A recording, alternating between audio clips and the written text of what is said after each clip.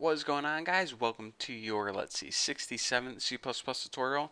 And in this tutorial, I'm going to be teaching you guys how to read custom data. So in the last tutorial, what we did is, let me scroll to my desktop, Watermelon. We created this players text file, and what it did is basically allowed us to create our own custom file structure. And what we did is we were making our computer game with a bunch of different players. We gave them an integer as the ID number, a name, which was a string, and their bank account, which was of course a double. So now we have all our data right here, and it's laid out in a very specific way. No other program could really understand what this data is used for except our program. So now that we have that data, we need to be able to read it specifically in our own custom way.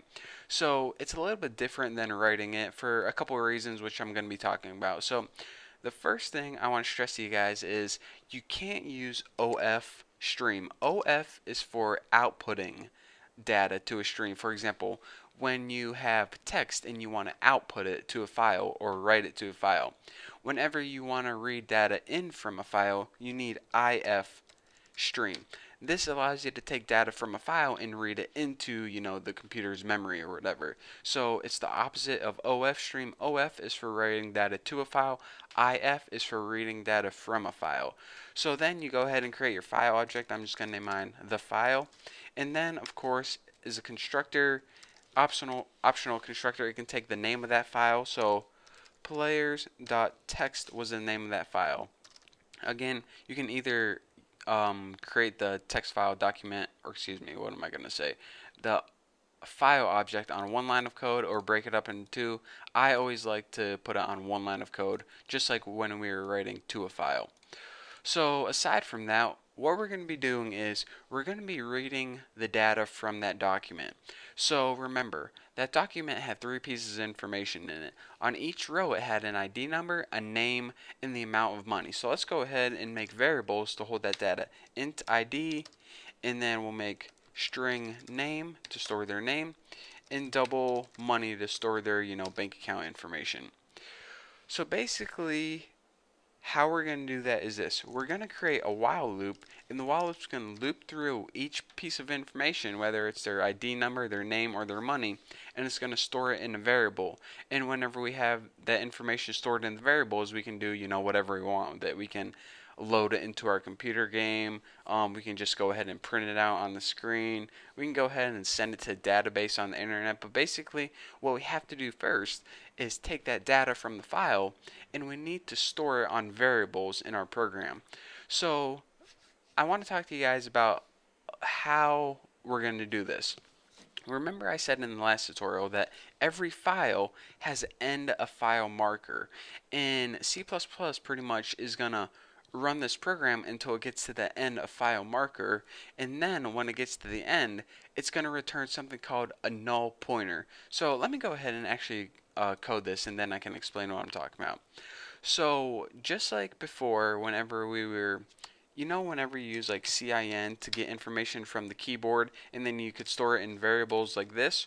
Well, now we're getting information from the file. So we go ahead and type the file, and that's where the information is coming from, and we're going to store in ID, the first piece of information, and the second piece of information we're going to store in name, and the third piece of information we're going to store in money.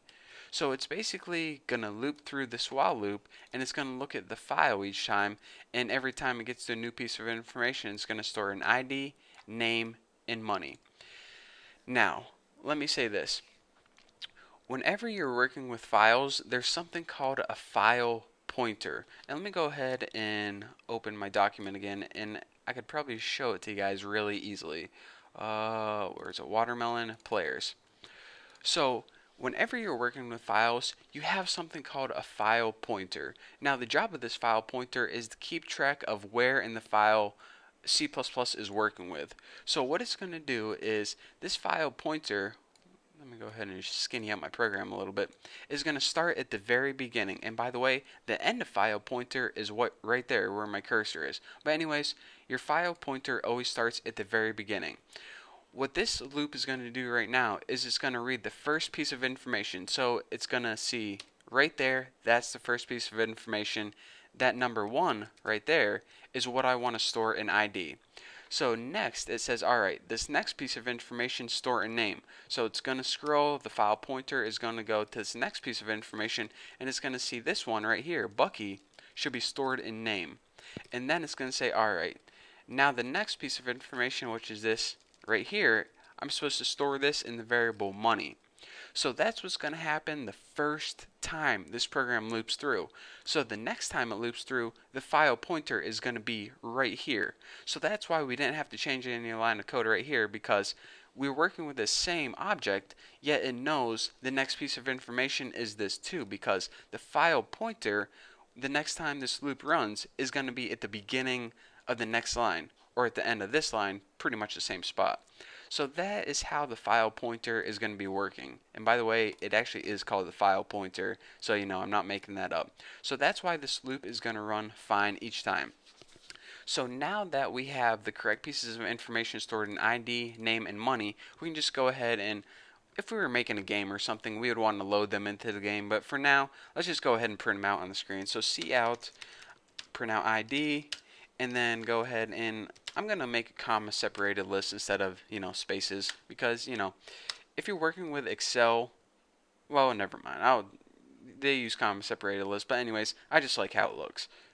So the next piece of information is name, and I'm just going to add a comma right there. And lastly, what is it? Money.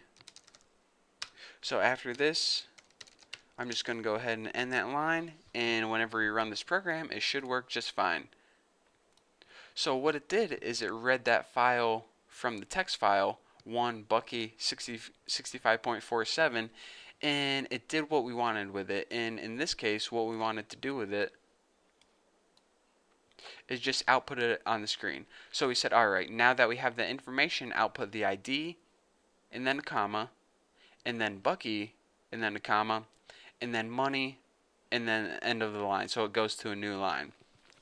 So then, where this is working in the file is, it's at the end of the file, so whenever you run this loop again, the next ID it jumps down to is number 2. It runs the entire loop, it's at the end of that line, and then whenever you run this loop again, it jumps down to the ID number 3, and it runs that line of code. And how does this while loop know when to stop? Because whenever the end of file marker has been reached, C++ knows already, without us having to type any extra code, that a null pointer is returned. Basically, it changes this boolean to false. So whenever this is working, this is true. Whenever it gets to the end of file, C++ already knows that this loop should be false. We don't have to explicitly, write an if statement in here to check it or anything. It's one of the cool features with C++. It automatically knows when to end. So that's one cool thing that we don't have to worry about. Another cool thing that we don't have to worry about is whenever we're working with this ifstream or ofstream object, whenever the file reaches the end of the file and this goes to false, this object is going to get deleted automatically in the deconstructor. Remember when we talked about constructors and deconstructor? The deconstructor is going to call the close file method. So remember, like in the first file tutorial, I told you guys that you need to close your files in order to free up resources.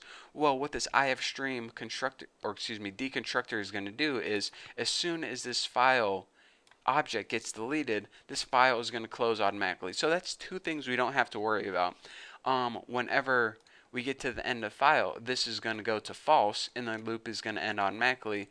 And also, whenever it gets to the end of file, the deconstructor is going to close the file automatically, so we don't have to explicitly write the file.close. So pretty much everything is handed to you. You just got to remember how to use it. C++ made it really, really simple to work with files if you really think about it. You don't have to do all the background stuff. So there you go. That's how you write and read a custom file. And again, your file structure is going to be different depending on the type of application you make, but that's the basics of it. So thank you guys for watching. Don't forget to subscribe. I know you guys probably have a lot of questions. Just ask me on my forum, thenewboston.com/forum. And I'm going to go to McDonald's, get an extra large milkshake, and check out my next video. So thank you guys for watching, and I'll see you then.